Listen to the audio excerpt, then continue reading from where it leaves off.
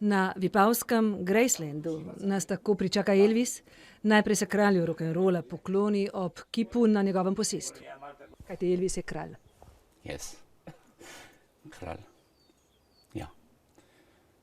Karizma.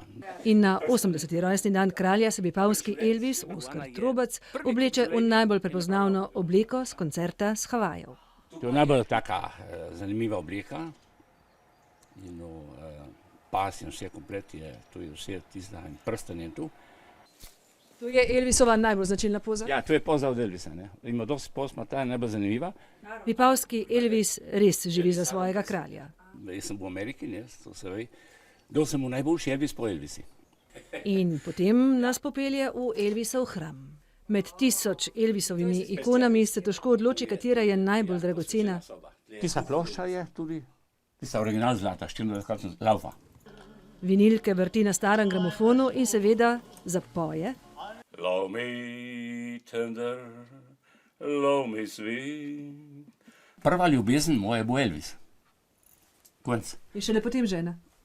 Ja. Vipavski Elvis prejema tudi številna pisma oboževalk, za katere je res ikona.